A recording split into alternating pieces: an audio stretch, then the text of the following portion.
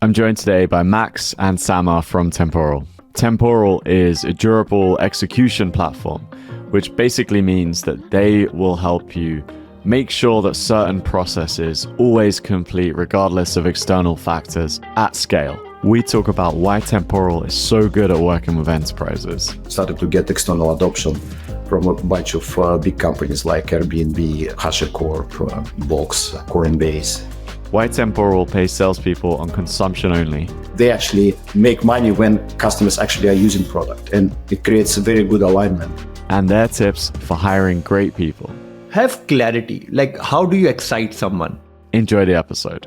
Snapchat were like using you for their stories, to upload stories, right? Not to upload, to actually processing, because as you, I'm not expert on Snapchat stories, but it's a workflow, right? It's practically every time story is uploaded, it needs to make quite a few API calls and guarantee that these API calls go through, right?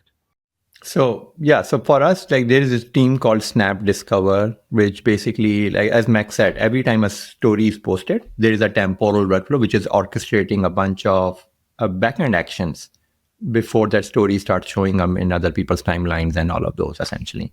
So, and that's what helped Temporal kind of help Snap achieve. So we are in the path of every story being posted on Snapchat.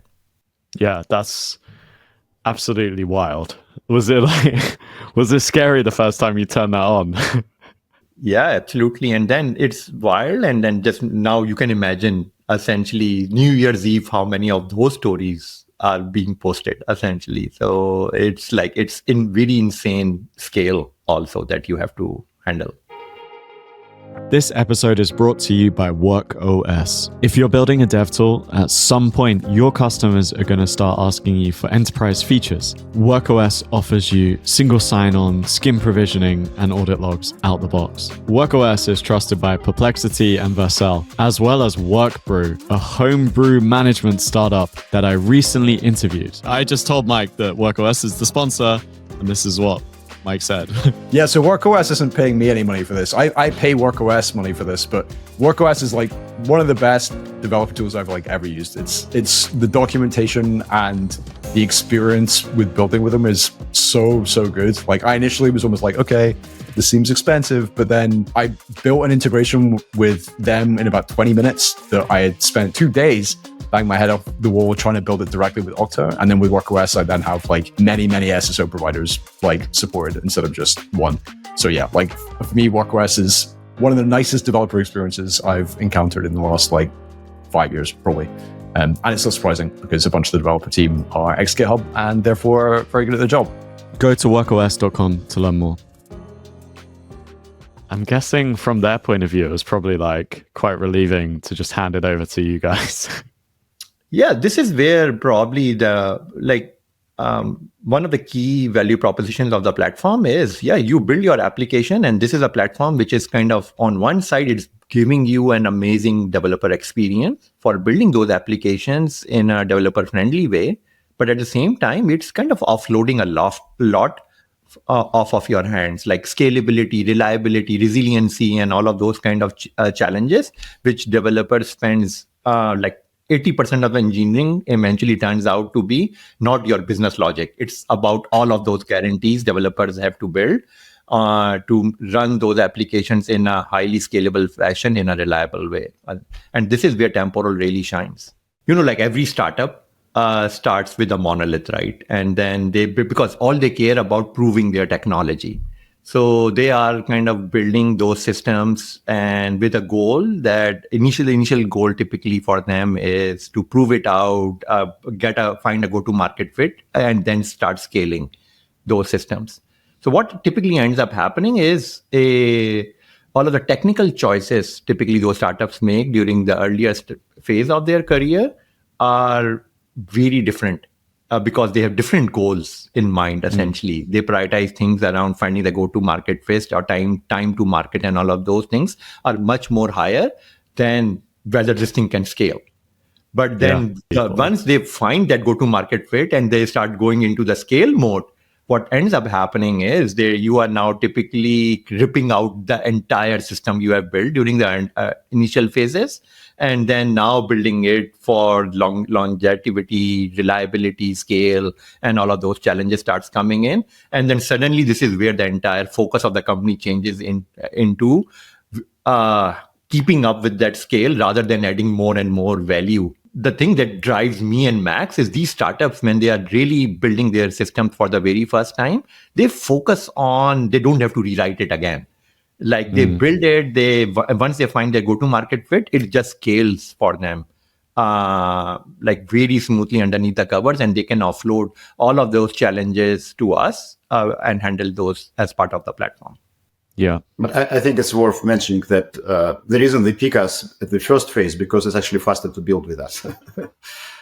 So it's not only about future. It's if you're building right now and you need to practically build application which guarantees availability, guarantees that your transaction or whatever you're doing will complete and requires resiliency, you build with it and you build faster, and then it can scale. Yeah, because you have like the retries and the sort of all that like logs and stuff like baked in. Yeah, it's not just retries. It's practically paradigm shift, right? You build your application as failures don't exist. And quite a few failures don't even exist. So you just don't think about that. You focus on your business logic. And I know you kind of got started. You were seeing like the challenges that these big companies have, right? Like you both have worked for like, I feel like there's not many big tech companies that you guys have not played a part in at this point. Yeah, I worked for Amazon for 8.5 years. I've been there twice, so like 5.5 years and then 3 years. I was at Microsoft in between for a couple of years. Then I spent 4 years at at Google. And then I moved to Uber, where I spent another 4 years.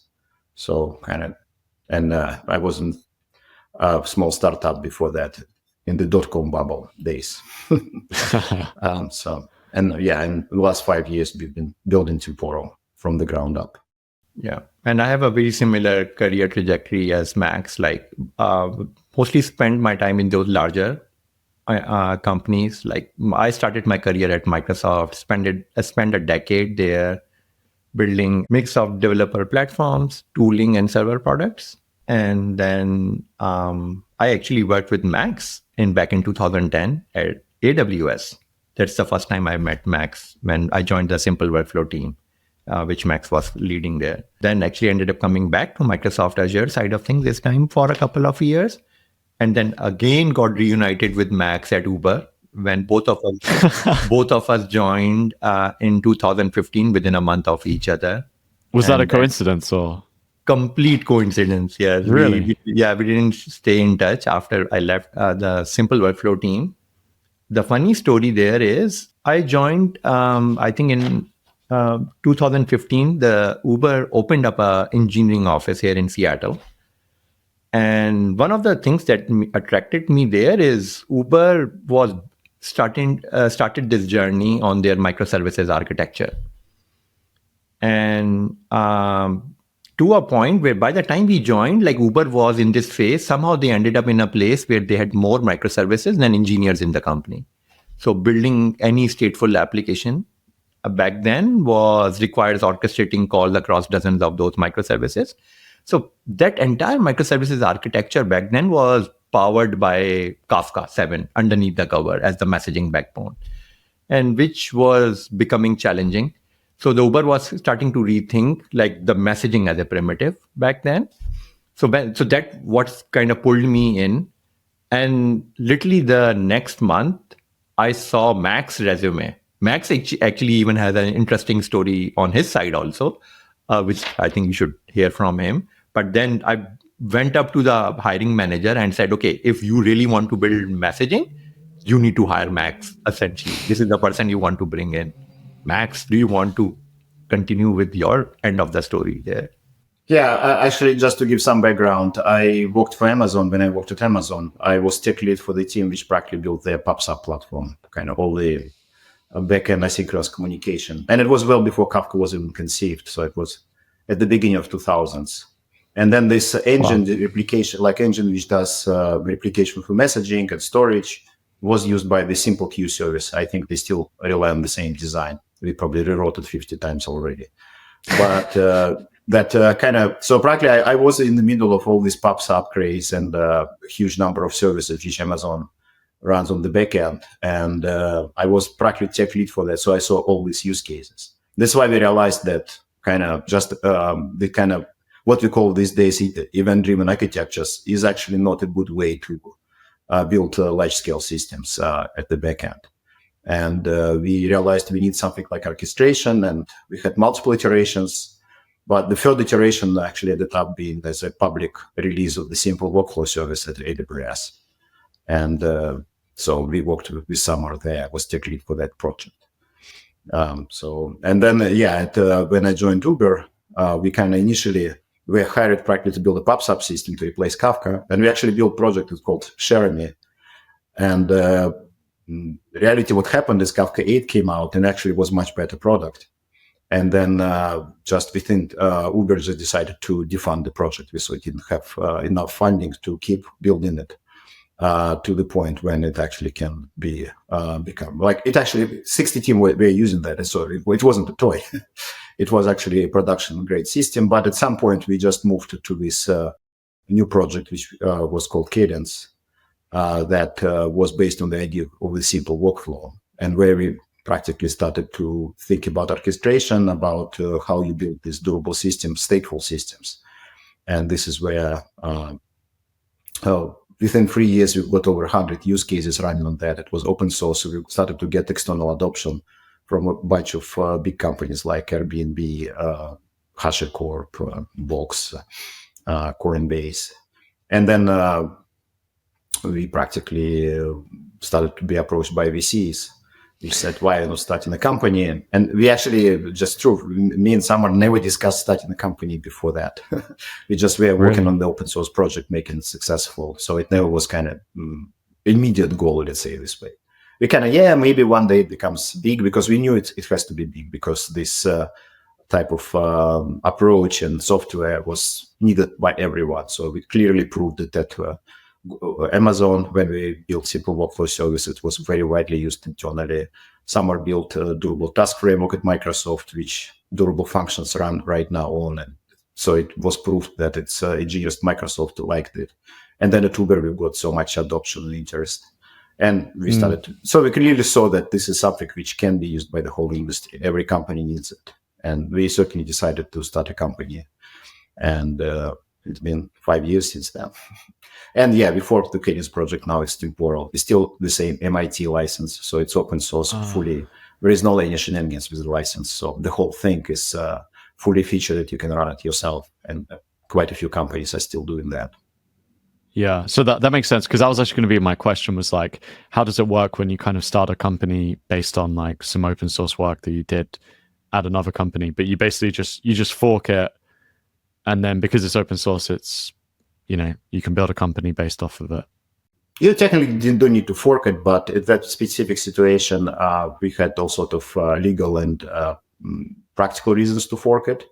It's a MIT license, so you could keep the old one, you could fork it, but we had to make this decision. One reason forking allowed us to do one thing.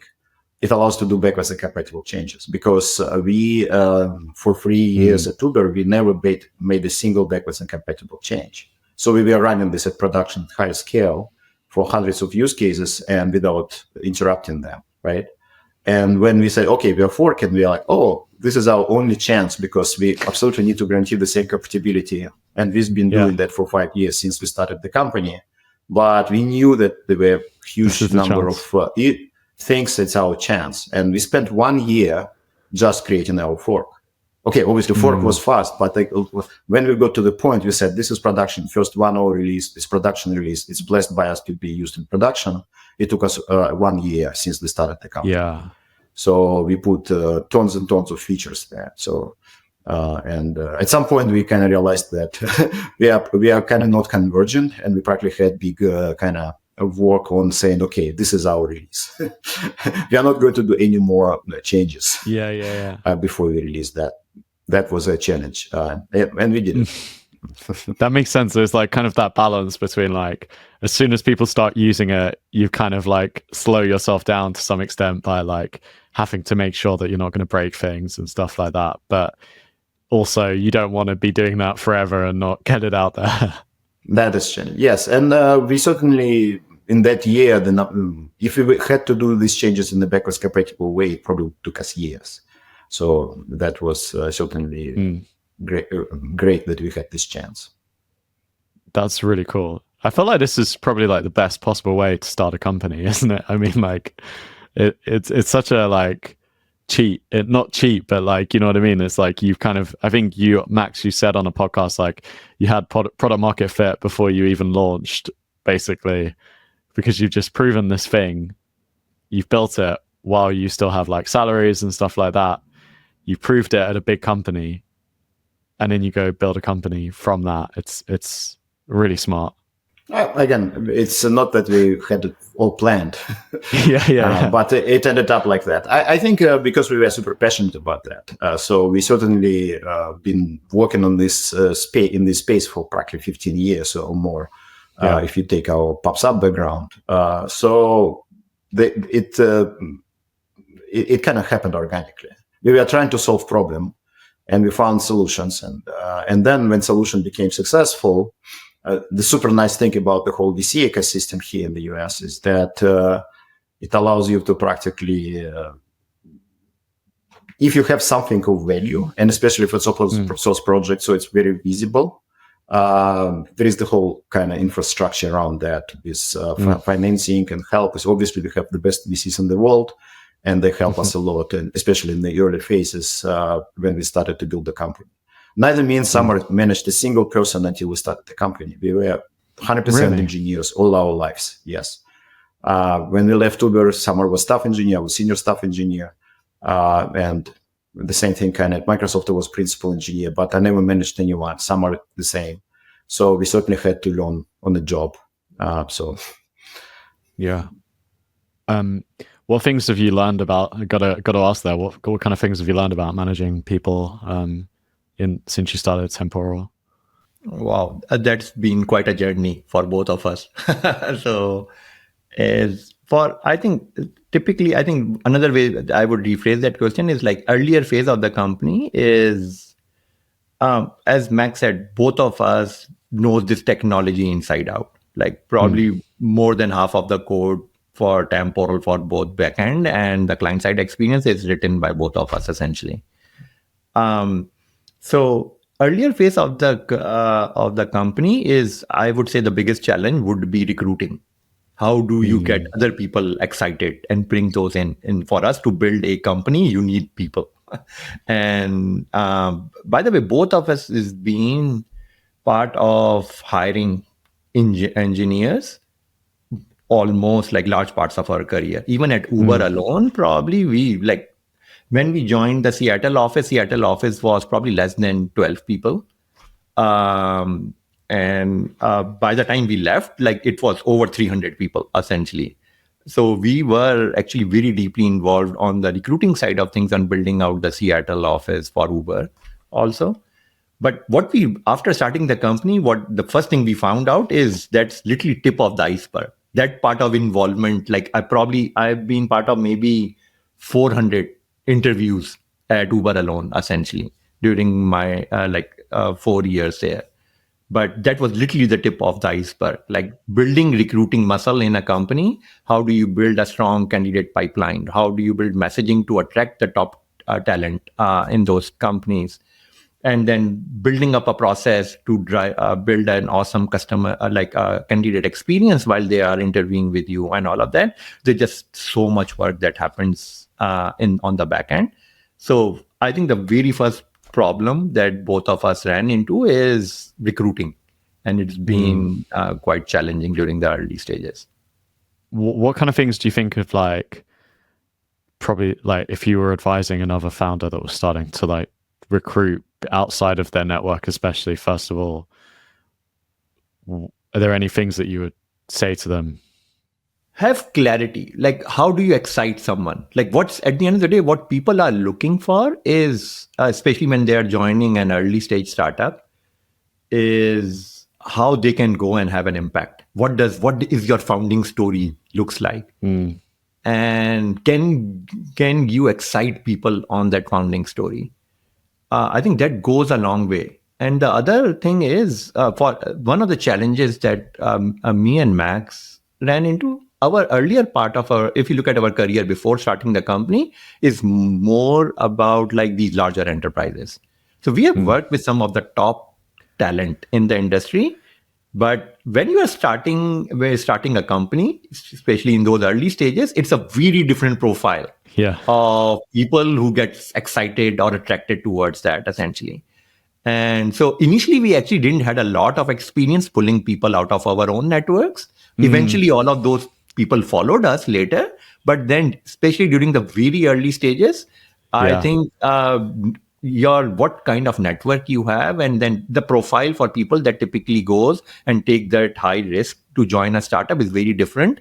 Especially like we had little success pulling people from our network during the early stages. Yeah, that makes sense, because I guess like if people are working at like Uber, Microsoft, they're going to have like amazing packages, probably be quite risk averse. And like you're like, why should I walk away from this unbelievable package that I've got guaranteed to just like take a chance on a startup? Like I hear about startups going bankrupt all the time. By the way, it's not even about those early people, right? Like even I was having this conversation with my partner that the first thing she is, okay, why are you leaving Uber to start a company? Okay. Yeah. So even it took me a lot of convincing why this is the right thing to do.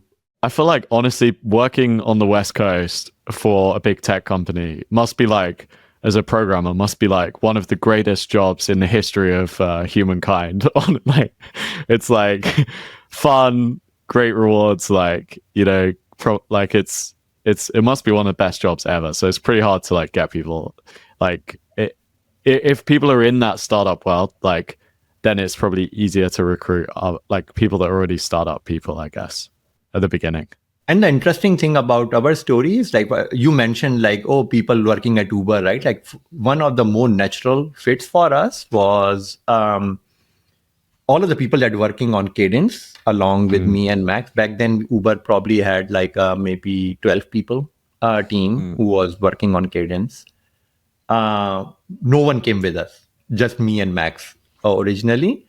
But now probably, I think 7 of the top 10 contributors to Cadence is now here at really? Temporal, essentially. That's cool. So eventually those people followed, but it took a while. Yeah. Do you think it was just like building up the trust that you're going to be around for a while and that sort of thing? Yeah. So people always, all of the people in our network has immense amount of respect for both me and Max as technical leaders. But as you said, like people typically are risk averse, like starting a company, joining the company, there are nerves. But once people start seeing the momentum, the problem that we are solving, how dominant, like how broad it is, like, and it is such a gigantic market opportunity in front of us. Once they start seeing proof points coming out, that actually helped a lot for us to kind of pull those people in. Yeah. And actually, kind of like to revert back a little bit, but still on the theme of trust, I think something that you guys have done really well from the outside is like, you know, getting Snapchat, for instance, to like trust you on such like a crucial part of their infrastructure is like, seems to me is just like an incredible achievement. And I guess my question is like, it's one thing that people use like your open source project, but then another thing that they just like run their whole like infrastructure. They run in key processes like on your infrastructure. And I guess like how do you kind of like work with these companies and kind of get them to, you know, trust you and to run real important things with Temporal? We need to kind of explain what it means to run on our infrastructure, because I think it sounds too scary to for people who don't understand. Because Temporal has architecture when we have SDKs, libraries, So, for example, if you're building Java application or Go application, you will just include dependency on the Temporal SDK. And again, if it's Java, it just will be like Maven dependency, Gradle dependency, just jar. In the Go, it will be just the package, right? And they built those as part of their application, and they still run their application, right? The same way, like as Kafka consumer and producer is not part of Kafka cluster; they're just part of your application, right? Or code which uses database, right? The same thing. So we are just part of your application, and you run your application on your premises, right? You kind of run it in your VPC, you run it inside of your data center, you can run on your laptop if you're developing. And then there is a backend cluster, like a service, which contains persistence, queuing, durable timers, all these kind of things which Temporal provides. And this service runs on the backend. And our kind of current commercial offering is Temporal Cloud, only run that backend service for you. So what it means is that you as a customer of ours, you still run it yourself. You own your code 100%. You don't need to ship any data. And when you ship data to Temporal, you can encrypt it using your algorithms and your keys. So what it means is that, you need to trust that company, but you trust it to run that kind of service for you. But you don't need to trust with your unencrypted data. So it's not like database. We never looked into the data. You don't need to kind of open any ports in your firewall because you only need to connect to that service, right? Usually through a private link and encryption, and you own the encryption. And I think this is important to understand because it kind of happened organically, and so that architecture. And this is where the kind of why we are able to consider not only Snapchat, but we have big banks, we have very large financial institutions, we have like a lot of companies running on our cloud because the security people look at this architecture and say, yeah, it makes sense. There is so much, like our goal is that to prove even if we actively want to hack you through our system, we cannot. Right. And not because it's one thing to say, okay, trust us, we are good guys, we have all these certifications. Like SOC 2 Type 2, we have them. But it's another one saying, no, do you trust your encryption? Yes, we do trust encryption, our encryption. So then, and everything is end-to-end encrypted by you. So I think a lot of that trust came from, us being good partners and being reliable and running the services. It took a long time to kind of people really start trusting us. Mostly around the reliability scale. But I think security comes first always, because usually you start talking, okay, you run on Temporal Cloud. No, I cannot do that, right? I have PI. I have all these security requirements. Interesting. And then we explain the security model. Okay, it makes sense. And then there is second step when we need to prove ourselves in terms of, can we run this for you reliably at scale? Yeah, that was actually, I wasn't even thinking about the security part. That makes total sense that you would, make that in a way that's like trustless. I don't want to sound like blockchain, but just this sort of even if you wanted to, there's nothing you could do. But I guess in terms of the scalability and stuff like that, that's just one thing that I would be thinking, if you're Snapchat and then there's a startup that wants to help you with things, your first thought, obviously I'm not Snapchat, but I would imagine their first thought is oh yeah, that sounds useful, but not at our scale, because we're bigger than everything else, They wouldn't even know what it was like to handle our kind of, that might be the first thought that they would have. Maybe not. I'd love to hear from you guys, if it is like that, and if you have to kind of prove that you can scale to that kind of level. Absolutely. I think one thing which has helped us there is a few things. First one is just our background. Yeah. I was tech lead for the backend for Simple Queue service. I was tech lead for the AWS Simple Workflow service. Samar led, what's the exact name of the team you led at the Microsoft? Azure Service Bus. I worked on this technology called Event Hubs, which is the large scale ingestion for Azure essentially. So practically we had a lot of background there. And then we ran this thing at Uber at scale for 4 years, right? So this, and again, usually if you look at a lot of open source projects, they start thinking about user experience. And the backend is kind of afterthought. And for us, because it was kind of fifth iteration of this project, in different companies, we built this open source from the beginning to be infinitely scalable. So it was kind of the just because it was, again, fifth iteration. If we were building for the first time, we wouldn't be able to do that. And that's why we built this platform to be infinitely scalable. And all our lives, we were running services. This is how kind of what we do, right? We run large scale with distributed services reliably for like within companies. And obviously at AWS for like when we're building those services for the world. So we had a lot of experience doing that. And we were able to prove to our partners that actually it's not just like we have, that's why they trust us initially. And obviously initially means they get something running on you and you do POC and you run it. And then you get the trust, right? So like Snapchat took them quite a time to like fully trust us for all the workloads, right? So it's not just happens overnight. It's a lot of kind of, it's after a year or 2 or 3, most companies we see that our kind of goal, and I think, it's very beneficial for some companies, what we call all in, when they start using us practically everywhere when there is an appropriate workload. And from the time like 1 or 2 teams in the company use us versus like it becomes a standard for all new projects and maybe migration for existing projects, then it becomes completely different kind of usage and adoption path. But it certainly takes time, right? From company learning about you, experimenting with you, to saying, no, we can bet on this technology for every workload. Yeah, and this is a place where at all of the investments we did on proving ourselves to for a higher scale, then, for example, like Snap, who's been an amazing design partner for us during those early phases, helped unlock a huge market for us. For instance, like Yum Brands,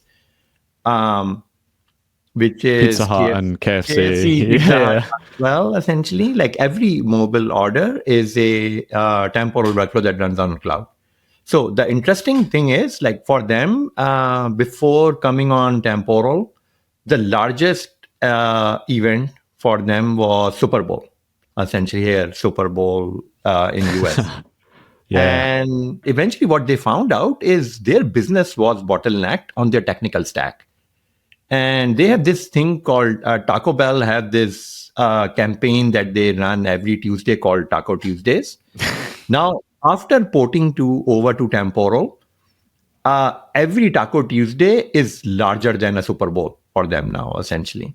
Really? Yeah, and because that is that is the unlock that organization got, like because what they are finding out, even their marketing teams were bottlenecked on the technical capabilities of the platform. Because like orders were just failing, or what was the? Yeah, they just couldn't scale large enough campaigns to basically handle the transactional volumes to handle those spikes. And so that's why I'm saying like all of the investments on like we have proven Temporal to do like the unit of scale for us is what we call as state transitions. So we have tested Temporal for 1 million state transitions per second. And we can even push it further if we want to. It's just that we were running that test. The cost of infrastructure became so large that we couldn't run it beyond that. Yeah. But if there is a use case out there who's willing to tolerate that infrastructure cost because of the value it brings in, we can scale pretty far along, essentially. Wow. Do you guys run on top of like AWS or?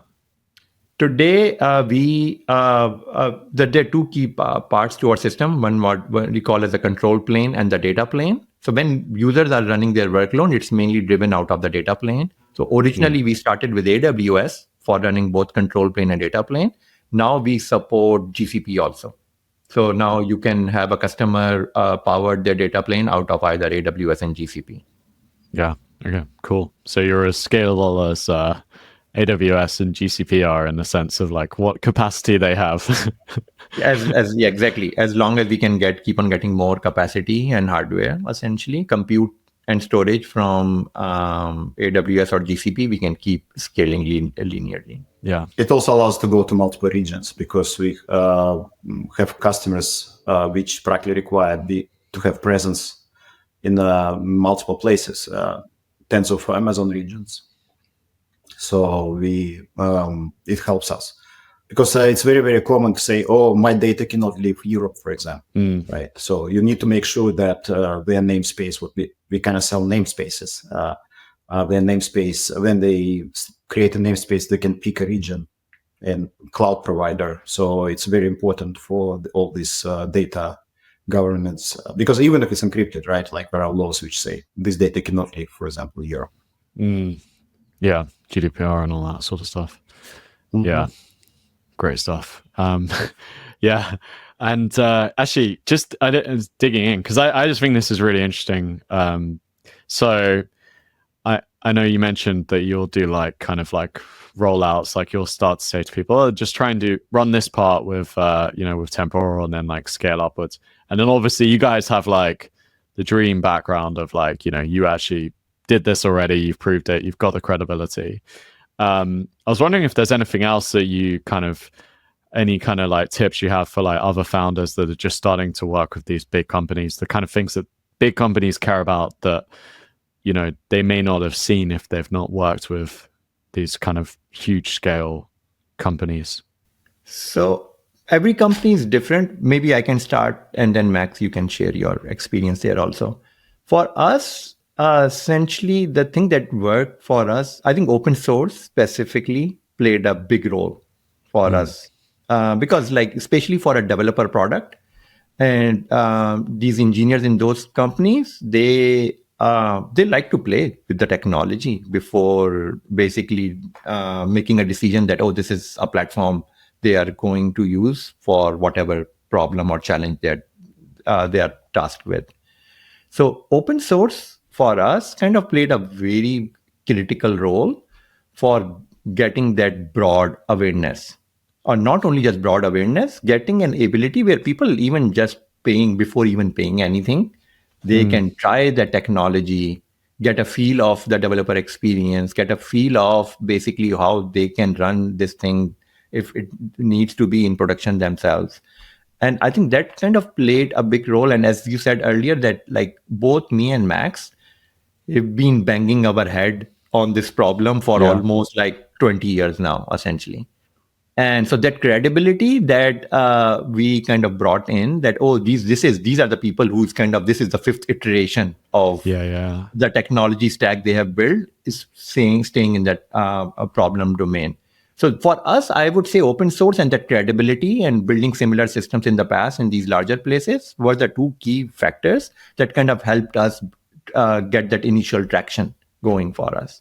I think one thing is also hire salespeople because a lot of initial engagements were on a technical level because we're engineers, we know how to talk to engineers, but these are complex organizations, right? We clearly saw that after we've got real salespeople who understand how to talk, how to obviously just do paperwork and all these things, that good things started to happen much faster. So yes, and we have a super technical sale, right? So our salespeople are not kind of like the car salesman type, right? Like they are all about solving customers' problems, right? One thing is, for example, they are compensated. We are consumption-based service, right? So people pay for what they use. Oh yeah. Our salespeople are compensated on consumption only. So they they cannot go and make a bunch of deals at the end of the year and get a lot of money, right? They actually make money when customers actually are using product, and it creates a very good alignment. So we hear all the time from our customers that we find our salespeople super helpful, which is not common, Yeah, they can't just sell vaporware then, basically. They can't get paid for selling vaporware that just sits on the shelf. Absolutely. Yeah, we cannot do So not vaporware, sorry, shelfware, that's the word for it, isn't it? Shelfware. Exactly. Exactly. Yeah, that's really cool. And then what are like, I feel like sometimes some of my, developer friends don't always understand that salespeople, it's actually a skill and there's actually a lot to it. And what do you see the best salespeople at Temporal, what kind of characteristics and how they work do you see? One funny anecdote is we do these surveys with our customers, where we have them rank essentially like different parts of the organization that they interact with. Sometimes, for example, even our engineers at Temporal, they are pretty involved. If you go to our Slack channel, it's like they even Max all day essentially sitting in Slack and answering customer questions. Go Max. And so we have them rank different organizations here at Temporal that they have interaction with, and the organization that ranked the highest was our sales organization. Really? Yeah. Wow. And I think all of that is because of the alignment that Max mentioned. Is we have very technical sales. We are a very technical product, but I think the alignment that we have created, that we are successful, or those salesperson will be successful if our customers are successful.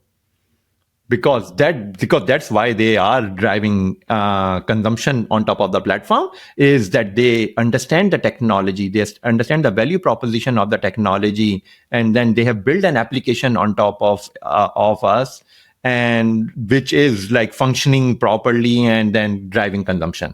So there is so much upfront work that our salespeople do, and then consumption is the most lagging indicator of that essentially. So that alignment that we have created is just like this is what I think like all of the results into the interaction that our sales have with our customer base, is because they are fully aligned. They are just figuring out, like, being there. It's not, they are not there to kind of just sell stuff that what they don't need essentially. They are genuinely there to understand what are the problems, what are the challenges they are facing, and then how they can be helpful to solve those challenges. As long as you create that alignment between customer and sales, I think that's what defines sales here at Temporal. And it brings different people, right? It just also brings different people, right? So the salesperson who is not good at that, right? Who doesn't want to kind of walk very long time to kind of make sure that customer is successful, and because it is a lot of work, they just don't join, right? These are different type of salespeople. These are salespeople who care about, like, it's a kind of nurturing these relationships. And it takes time, and it takes effort, and it takes very different kind of skill set. So yeah, it certainly attracts very different type of people as well. Is it like they call it like hunters and farmers or something, don't they? In the game of like this, like, is it, what kind of mindset have they got? Yeah, we actually have both teams. We have teams who we like close new logos, which are hunters, and they still have the same. It's because, again, you don't close the deal and just for the sake of it, right? You solve a real problem. Nobody will sign up for a new vendor unless there is a good use case, right? Yeah, and this the same thing for new logo team. They still need to find workloads. They still need to make sure customer successful in production. It's not just doing paperwork. Yeah, the only difference there would be new logos team. Like, we incentivize them. Okay, the initial land of a use case, the size doesn't matter. As long as you are bringing quality logos or customers essentially and make them successful on us, that's what they care about. But then we have the growth team, which is driving more awareness, more education, more activities in those accounts to drive much more broader awareness for us to win more workloads or do expansion in those accounts. Because having new logos is like you're banking that if you get someone with their foot in the door, if you get your foot in the door, that eventually that will lead to like a lot more down the road. Yeah, I can give you like, let's say a larger organization like Microsoft, like if a developer there like is already sold on Temporal, but then the friction which exists on those organizations to bring a new vendor in is so large typically that the developer says, oh, let me run it myself. Like, I don't want to go through the process of dealing with procurement, legal, and all of those things to bring on a new vendor. So that's why for us, bringing on new logos is a lot of work. But every time we close those, especially those strategic logos, then Temporal becomes a vendor. We remove that friction in that organization. That's huge. Okay, we're coming towards the end. I just want to ask one last question on that. Like, Samar, you mentioned that like you have like technical salespeople, and I guess like my question is like, it's like a definition of a technical salesperson, because obviously like there you have like a great spectrum of like what technical means, you know, like, so I kind of wondered like what level of like technicality is like really useful, you know, like what kind of stuff. So I can give you a little bit of structure, how sales is organized. And then there are different people who play different roles as part of that structure. So we have, of course, like sellers, like which is account execs, and which are supported by what we call as solutions architects, which are like literally the majority of those solutions architects are actually heavily coming from a developer background. Interesting. These are the people who are actually build like massive applications themselves. But at some point of their career, they decided that they want to be part of like selling rather than building new software, essentially. And because they love those, and the profile for those people are they typically love just talking to users or customers and solving their problems, essentially.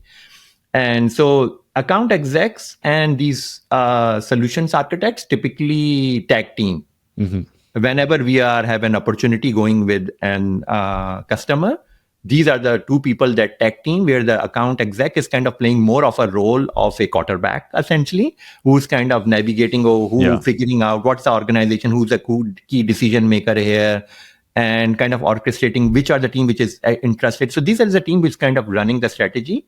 But then the solution architect is the one who's kind of supporting that by providing technical. These are the people who can go technically deep, even to a point where even help those people do code reviews, design reviews, figure out POCs, and then help build those POCs along with the customer. And then we have a third part of the organization, what we call as dev success.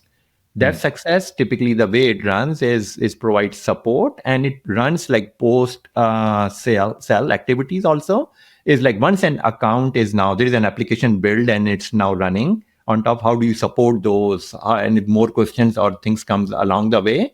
And so these are the people who are kind of now backing up the field teams for once an application goes in production. So kind of our posture, sales posture, kind of mainly consists of those three three different kind of personas, dealing with both pre-sale and post-sales part of the customer journey. That's really, really helpful to understand, actually. Okay, so guys, I just wanted to ask you last question before we do a kind of wrap up. But are there any dev tools that you're very excited about outside of Temporal, or that you just started using that you want to give a shout out to? I think AI stuff is certainly something which is interesting. I think in its current incarnation, it's useful, but not super useful. It's still kind of very smart autocomplete in most cases, and at least for type of application we are building. But one thing I see is that there is this low-code, no-code movement. You know that, right? It's been around for a long time. And we are tightly involved in that because a lot of low-code, no-code projects and companies use Temporal as a backend, right? So you can, if you're building your low-code application, you want it to scale and run reliably. The Temporal is the best technology to make your kind of low-code, no-code application to run at scale with minimal effort. So we have a lot of customers and users in the open source who are using that.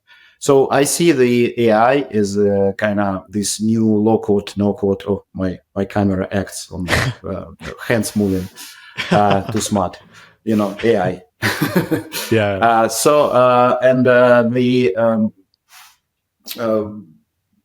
idea is that these days I see AI being this kind of replacement for low-code, no-code, because it can generate kind of business logic pretty easily. And nice thing about this Temporal there, because Temporal practically we never said actually what Temporal is, right? Temporal allows you to write your business logic directly, and we take care of all practically reliability concerns. So your application doesn't need to think about how to make your application reliable. And this is exactly what AI is good for, right? To write your business logic without thinking about other things. And so we see a lot of conversions there. So yeah, I'm excited about kind of next generation of low-code, no-code tools based on AI. Let's say this. Super cool. Thank you so much, guys, for joining. That was really fun. And thanks everyone for listening. Thanks for having us. Thank you.